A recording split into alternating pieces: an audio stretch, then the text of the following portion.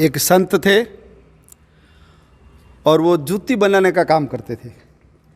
जूती समझते हैं ना सब, पैर में जिनको पहनते हैं, अपने यहाँ पगरखी बोलते हैं, चमड़े की बनती है। उसके औजार होते हैं, किसी से काटते हैं, हथौड़ी होती है जिसे कील ठोकते हैं। एक बर्तन भी होता है मिट्टी का, जिस बर्तन के अंदर पानी होता है और उस जूती को या चमड़े को डुबो डुबो करके उसकी सिलाई करते हैं, उसको बोलते हैं कठौती। तो ये काम करते थे, भगवान की भक्ति करते थे, भजन करते थे और जीवन उनका एकदम सच्चा जीवन था। तो एक बार उनके पास एक व्यक्ति आया और उन्होंने कहा कि मैं गंगा मैया के दर्शन के लिए जा रहा हूं और आप भी चलिए मेरे साथ। तो इन्होंने कहा भाई मैं तो बहुत निर्धन व्यक्ति हूँ, मजदूरी करके जीवन यापन करता हूँ, वहाँ जाऊँगा वापस आऊँगा बहुत दिन लग जाएंगे, तो मैं तो पीछे रह जाऊँगा और मैंने काम भी ले रखा है लोगों का, जूती समय पे बना के नहीं दूंगा ना तो लोग नाराज हो जाएंगे, मेरी बात भी नहीं रहेगी, मेरा वचन चला जाएगा। लेकिन इन्होंने कहा चलो आप गंगा जी में जा रहे हो तो वहाँ फूल और पान और सुपारी वगैरह चढ़ाते हैं गंगा जी में, तो मैं आपको एक सुपारी देता हूँ, आप इस सुपारी को लेकर के जाओ और इस सुपारी को गंगा मैया को देना। और कब देना? जब गंगा मैया हाथ निकाले तो देना, नहीं तो नहीं देना। उसने कहा ठीक है, और वो लेकर के वहाँ रवाना हुआ। ये व्यक्ति पहुँचा गंगा जी में, स्नान वगैरह की और फिर याद आया अरे उस महात्मा ने भी एक सुपारी दी है। तो गंगा मैया को कहा गंगा मैया मैं जहाँ से आया हूँ वहाँ के एक भक्त ने, संत ने, महात्मा ने आपके लिए सुपारी दी है। और जैसे ही इतना बोला तो गंगा जी के अंदर से एक हाथ बाहर आया, तो इस व्यक्ति ने गंगा मैया के हाथ में वो सुपारी दे दी। सुपारी देने के बाद गंगा मैया ने भी कहा उस भक्त ने मेरे लिए सुपारी भेजी है तो मैं भी एक चीज़ दे रही हूँ, वो उस भक्त को ले जाके देना। और गंगा मैया ने अपने हाथ का एक कड़ा निकाल करके उनको दिया। कड़ा समझते हो ना, चूड़ी सोने की बनी हुई, उसके ऊपर हीरे मोती जड़े हुए। तो इस व्यक्ति ने ले ली और जब वो लेकर के वहाँ से आया तो उसको लगा कि ये तो बड़ा कीमती है, मैं बेच दूंगा तो मुझे क्या मिलेंगे? पैसे मिलेंगे। और उसने एक दुकानदार को ले जा करके बेच दिया। दुकानदार ने भी देखा बड़ी अमूल्य चीज़ है, ये तो इस धरती की है ही नहीं है, किसी परलोक की चीज़ है, देवी देवताओं के हाथ में रही होगी ऐसी है, क्योंकि इस धरती पे ऐसा आभूषण नहीं है। उन्होंने उसको खरीद लिया। क्यों? इसको कम पैसे दूंगा और मैं राजा को जा करके बेचूंगा तो राजा मुझे क्या देगा? ज़्यादा पैसे देगा।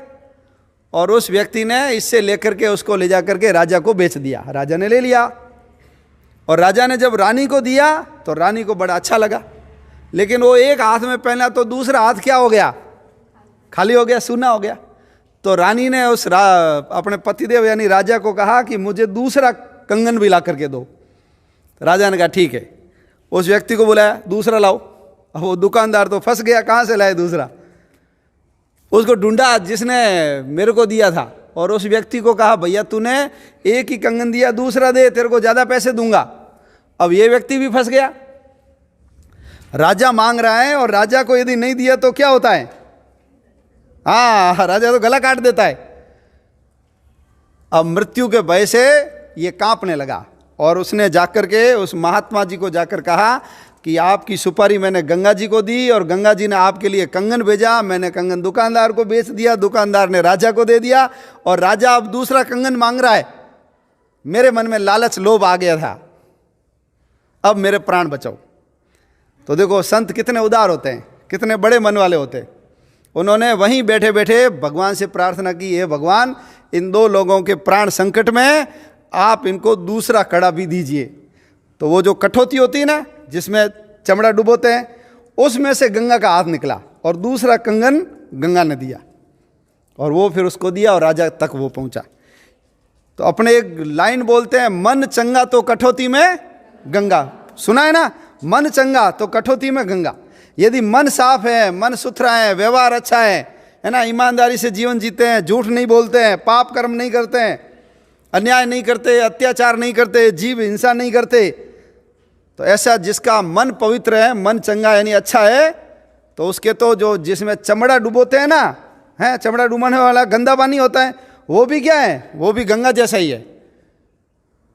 पूजा पाठ कर लो, भक्ति कर लो, गंगा में नहा लो, लेकिन जो कर्म अच्छे नहीं करता है उसका ये सारा जो पूजा पाठ भक्ति भावना वो सब बेकार है। तो ऐसा जिस संत ने चमत्कार करके दुनिया को बताया, वो संत कौन थे? वो संत थे रविदास जी। ये चित्र लगा हुआ देख रहा है ना, ये रविदास जी थे। काशी में रहते थे ये, और दलित जाति के थे, अछूत जाति के थे। यानी हम यहाँ जिसको मोची बोलते हैं, चमार बोलते हैं, उस जाति में जन्मे वो। लेकिन उनकी भक्ति, उनका ज्ञान, उनकी श्रद्धा, उनका समर्पण, उनका व्यवहार इतना अच्छा था कि हमारे चित्तौड़ की जो कुलवधू मीराबाई, वो उनकी शिष्या बनी, और मेवाड़ की महारानी झालीबाई भी उनकी शिष्या बनी, और काशी के जो नरेश थे वो भी इनके शिष्य बने।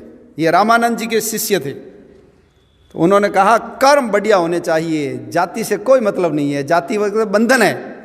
यदि व्यक्ति कर्म अच्छा करता है तो वो भगवान के पास पहुंच सकता है।